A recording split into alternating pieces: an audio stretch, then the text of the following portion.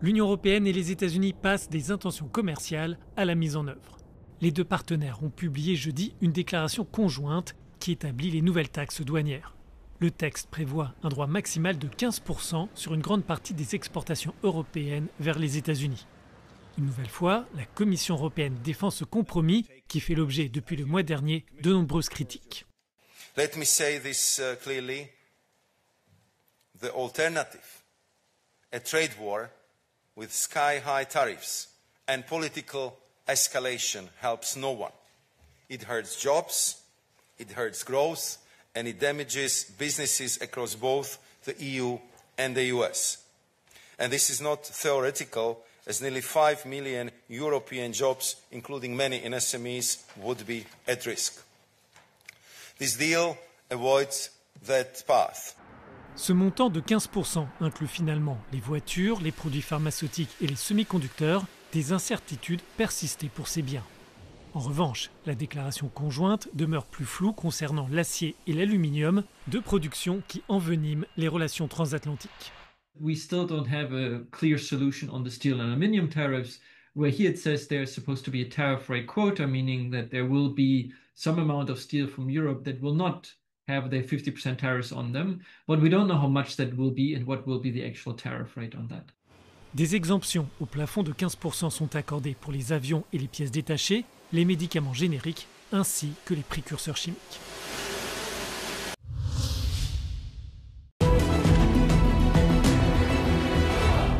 Where will the meeting between Volodymyr Zelensky and Vladimir Putin take place?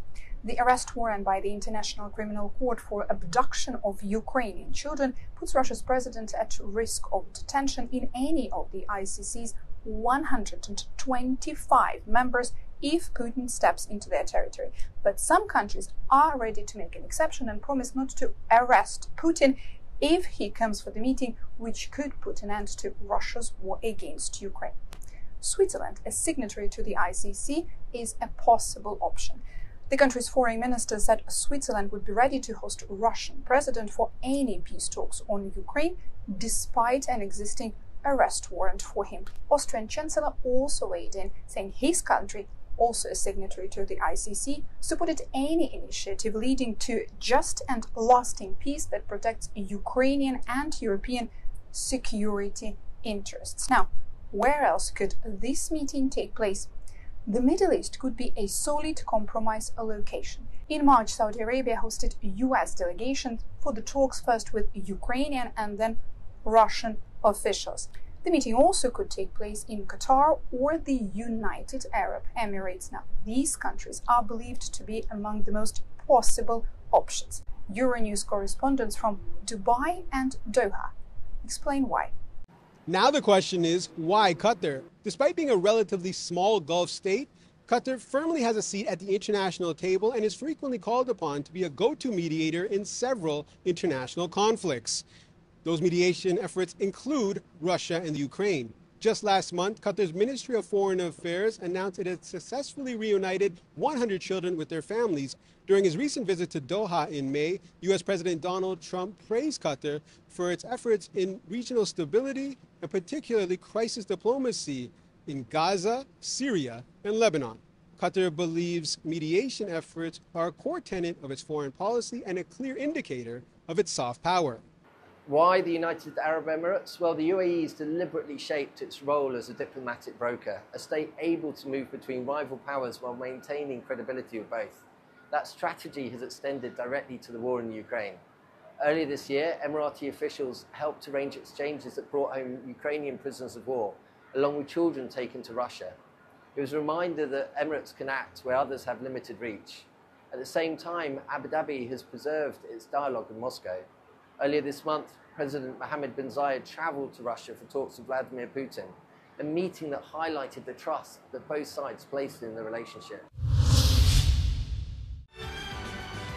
Kim Jong-un a organisé une cérémonie dans la capitale nord-coréenne afin de récompenser les soldats revenus des zones de combat en Ukraine. Ceux qui ont combattu aux côtés des forces russes dans la région de Koursk ont reçu le titre de héros de l'État. Kim a également placé des médailles à côté des portraits des soldats nord-coréens tombés sur le champ de bataille, décrits par les médias d'État comme des martyrs.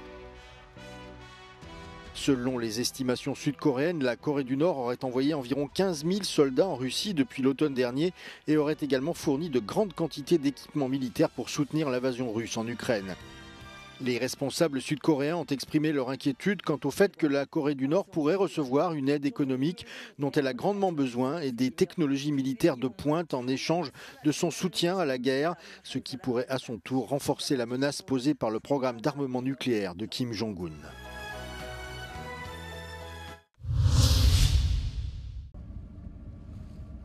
L'Iran a lancé jeudi son premier exercice militaire naval depuis la fin de sa guerre de 12 jours avec Israël. Une vidéo partagée par l'armée iranienne montre des navires lançant des missiles et des drones sur des cibles en mer, dans le golfe d'Oman et dans l'océan Indien. De telles manœuvres sont monnaie courante dans la République islamique. Mais cet exercice intervient presque 2 mois après une guerre qui a vu Israël détruire des systèmes de défense aérienne iraniens et bombarder plusieurs installations nucléaires et militaires du pays. La marine iranienne, dont les effectifs sont estimés à quelques 18 000 personnes, n'a pas pris part au conflit pendant la guerre de 12 jours et a donc été largement préservée. Dans des propos rapportés par les médias d'État, le régime des Mollahs a annoncé mercredi avoir équipé ses forces de nouveaux missiles pour renforcer la dissuasion militaire de l'Iran face à Israël.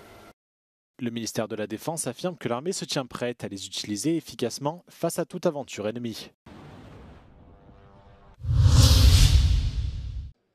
Fin d'une bataille acharnée de plusieurs semaines au Texas. La Chambre des représentants locale a approuvé le redécoupage des circonscriptions électorales de l'État, une mesure demandée par le président américain Donald Trump, appelée gerrymandering, pour avantager le Parti républicain lors des élections de mi-mandat de 2026. You want transparency? Here's the U.S. Supreme Court legal transparency. The underlying goal of this plan is straightforward. Improve Republican political performance. Les élus démocrates avaient tenté d'empêcher cette approbation en quittant l'État lors du premier vote il y a 2 semaines. À leur retour, ils ont été placés sous surveillance policière afin de s'assurer qu'ils participent au scrutin. We are at a turning point for our democracy. If we allow cheating, and that's what this is, it's cheating, elections will no longer reflect the will of the people. In a democracy, people choose their representatives. This bill flips that principle on its head, letting politicians in D.C. choose their voters, and that is un-American. Le processus de redécoupage des circonscriptions a généralement lieu tous les 10 ans à la suite d'un recensement national. Les démocrates ont eux aussi recours à cette pratique, comme récemment le gouverneur de Californie Gavin Newsom.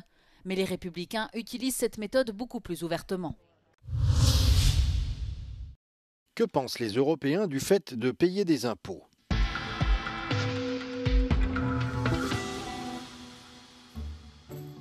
La dernière enquête Eurobaromètre sur la fiscalité est claire. Les citoyens veulent du changement. Dans l'UE, près de 90% des recettes dont disposent les gouvernements nationaux proviennent des impôts. Cependant, seul un citoyen sur 5 pense que les contributions fiscales dans son pays sont proportionnelles aux revenus et à la richesse. La plupart des personnes interrogées exprimant leur scepticisme. C'est en Finlande et au Luxembourg que le système est considéré comme le plus équitable, tandis qu'en Hongrie et en Croatie, la plupart des gens pensent qu'il ne l'est pas du tout. La majorité des personnes interrogées sont favorables à un impôt minimum sur les sociétés, à l'imposition des personnes les plus riches et aux taxes environnementales. Près de 6 citoyens de l'UE sur 10 sont favorables à l'utilisation de mesures fiscales pour décourager l'utilisation ou la consommation de biens nuisibles à l'environnement et d'énergie polluante.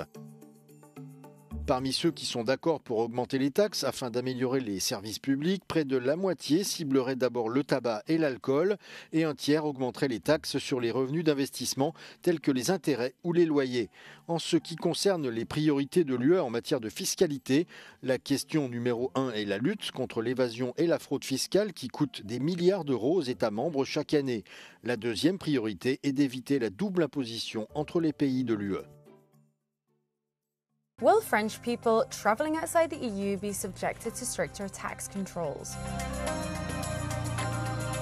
A video has gone viral on TikTok that claims that any French person traveling outside the EU from September this year will automatically be reported to the country's tax authorities and subjected to stricter controls. It has garnered 1.5 million views. It states that when someone boards a plane in France to leave Europe, they are signing up for an automatic tax audit upon their return. People's passport data will reportedly be cross-checked with income declarations. If they don't comply with requests for extra info, this is followed by stricter checks on income, a possible summons, and a fine of up to 10,000 euros. The author refers to this new procedure as the automatic travel verification system. The video is published by the TikTok account Passion Mondiale FR, which claims to offer daily information and news and has 17.5 thousand followers. The video has sparked outrage among thousands of internet users. One person said, "Welcome to the new North Korea," while another said this was more than harassment. However, the claims made about such a new measure in France are false. The author says that the news was announced by the Interior Ministry and then picked up by reputable news organizations including BFM TV, Le Parisien, and France Info. But searches for such reports from these media and other well-known media yielded nothing, and no information can be found about such a measure